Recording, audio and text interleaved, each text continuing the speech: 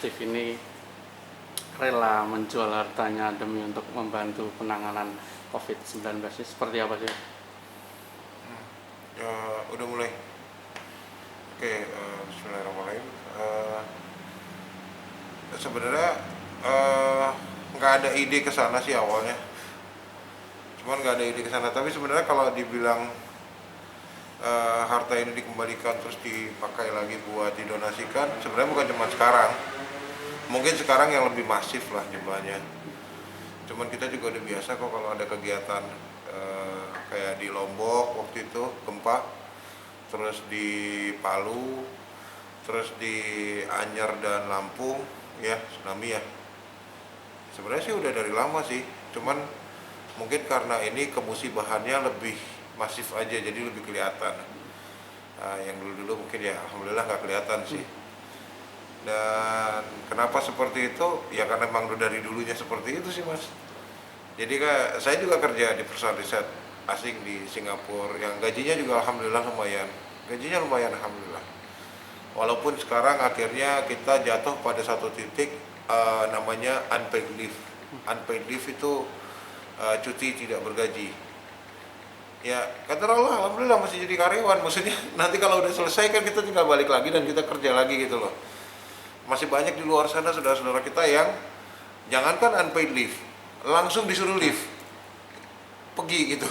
Maksudnya dipecat ya. Nah, alhamdulillah makanya aku bilang biarpun gimana juga keadaan kita masih beruntung. Makanya itu salah satu alasan aku ke istri aku juga nggak apa-apa ya ini, karena dia juga udah akhirnya udah terbiasa juga gitu loh. Kayak mobil dijual nih di sini, kita beliin mobil di sana. Kayak di Palu itu waktu itu di Lombok jual mobil di sini, udah beli mobil di sana gitu kan. Terus ke Palu segala macam ya sebenarnya sih kayak gitu-gitu sudah terbiasa sih, sudah terbiasa dari dulunya karena mungkin ini hal yang apa ya, hal yang sudah kita biasa lakukan jadi ya biasa-biasa aja maksudnya.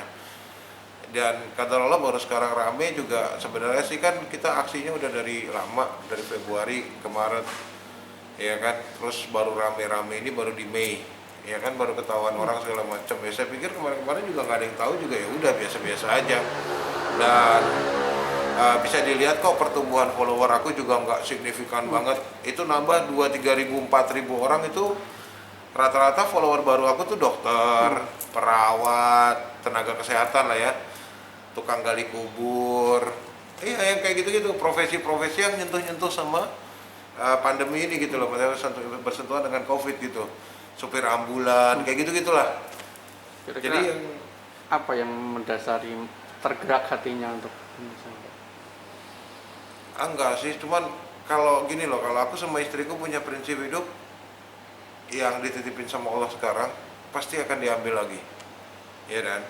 Caranya aja, mau kembali dengan baik-baik, kita sedekahkan, ya kan, kita pakai jalan yang baik ya kan? Atau harta kita jajanin ke sesuatu yang tidak bermanfaat, bisa ya. Atau mungkin karena kita nggak pernah sedekah, nggak pernah apa segala macam ya kan, sombong segala macam, Allah ambil itu dengan paksa ya kan, dikasih bencana ke dia, diambil secara paksa. Nah saya udah pernah diambil secara paksa, dulu punya peternakan ayam cukup besar, karena kapasitas produksi per bulannya kita 170 ton. Nah, itu ya walaupun karyawan udah diumrohin, direksinya udah saya hajiin segala macem, cuman mungkin ada kali setitik sombong di hati itu yang membuat jelek gitu. Ini sombong yang kecil yang kita biarkan akan menjadi besar dan besar dan besar dan besar, dan pada akhirnya kita lupa kalau ini sombong karena kita nganggap ini biasa aja gitu loh. Nah mungkin dari kesombongan itu akhirnya Allah ambil itu secara paksa. Waktu itu hampir 20 miliar itu habis, semua aset, semua kandang, semua sama isi-isinya. Hampir 20 miliar Allah ambil secara paksa. Saya pikir waktu itu juga saya gila nih lama-lama. Iya kan, kaget kan. Ternyata memang waktu itu dijelaskan sama salah satu syekh di Saudi, karena waktu habis aku bangkrut aku langsung ke Saudi, langsung umroh. Dalam umroh sana tuh aku panjangin, jadi 2 bulan 3 bulan, 2 bulan lebih, hampir 3 bulan. Karena stres sih sebenarnya. Aduh pulang ke Indonesia udah gak ada apa-apa, kandang udah habis, usaha udah gak ada, aduh mau ngapain lagi sih. udah gue di sini aja deh jadi marbot ya. Dulu kepikiran gitu tuh, apa ikut-ikutan ya, dorong-dorong air atau apa ya. Ternyata nggak boleh. Di Masjidil Haram itu, Al-Haramain fi Mekah sama fi Madinah itu sama, isinya orang-orang Bangladesh sama Pakistan. Wah, nggak kebagian. Aku pikiran untuk kerja di sana, udah di sana aja tetap. Ternyata ada syekh itu, ya kata Allah nih, Allah kirimin dia ke saya tuh ngobrol, saya kasih tahu. Yang tadi saya bilang, harta yang Allah titipkan ke manusia, ke kita, Allah akan ambil dengan paksa atau kita yang mengembalikan kepada Allah dengan sukarela dalam bentuk yang baik. Nah, aku pikir ya ini semua rumah, mobil, apalagi sih Mas? Rumah, mobil, bahkan nyawa kan?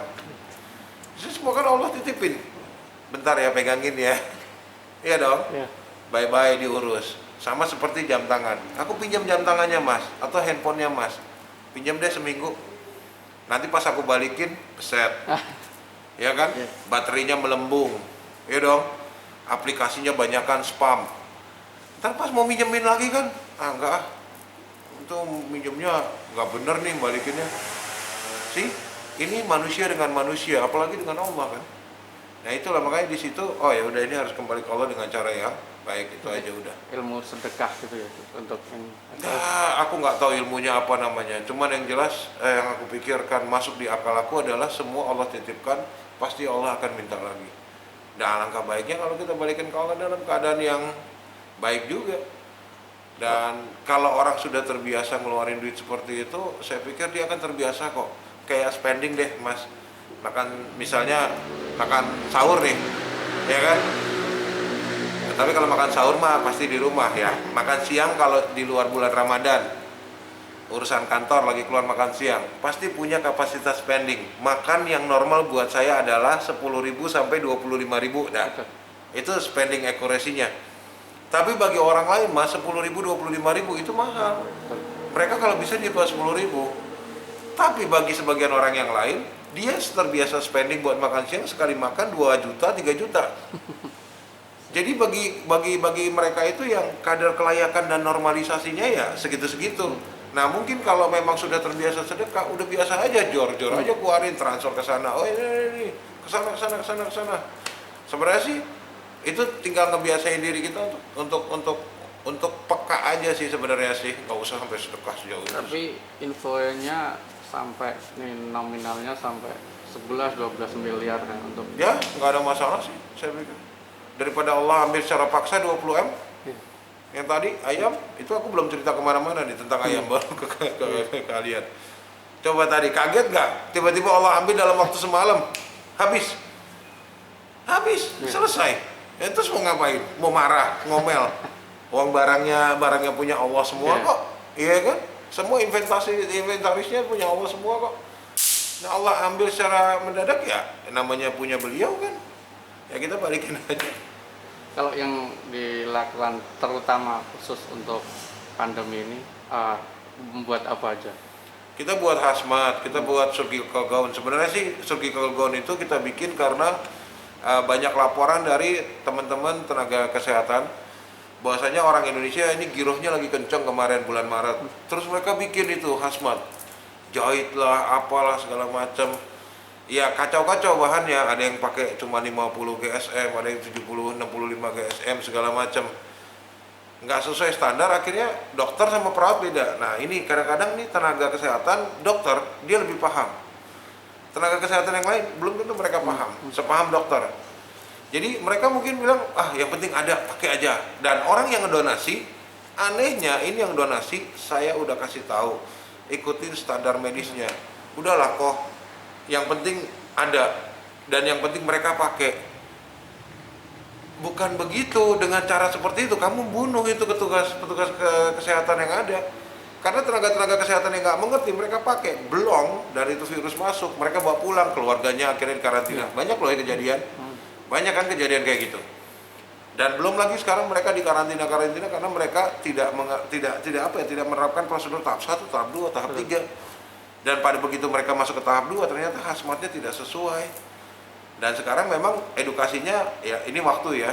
Akhirnya mereka paham.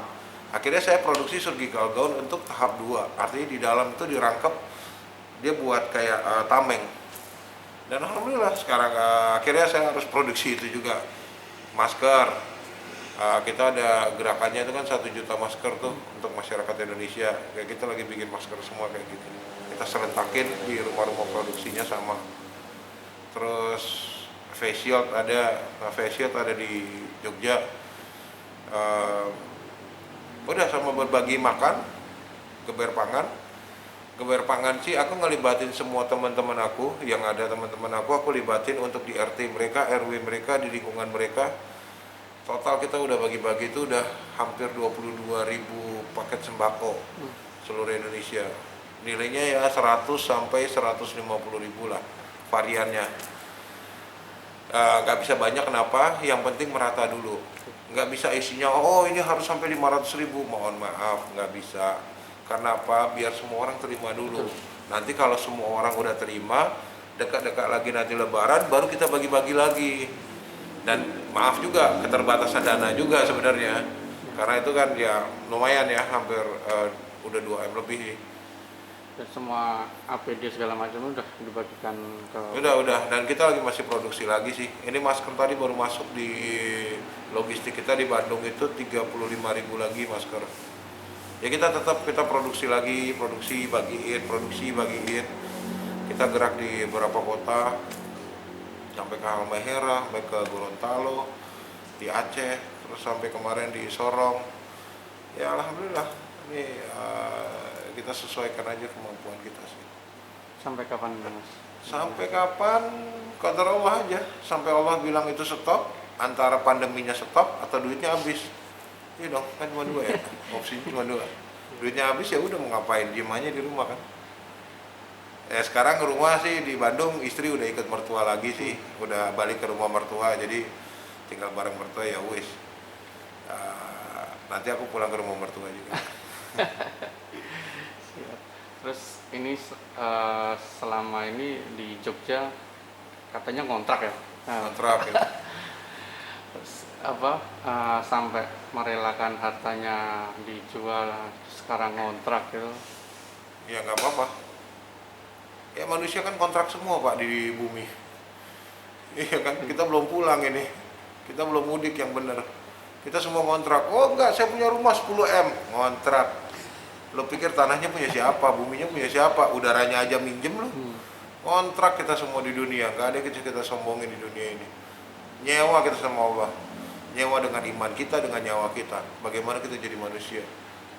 So aku pikir kontrak sama manusia lain, yang manusia itu kontrak sama Allah, oke, itu bisa diterima sih.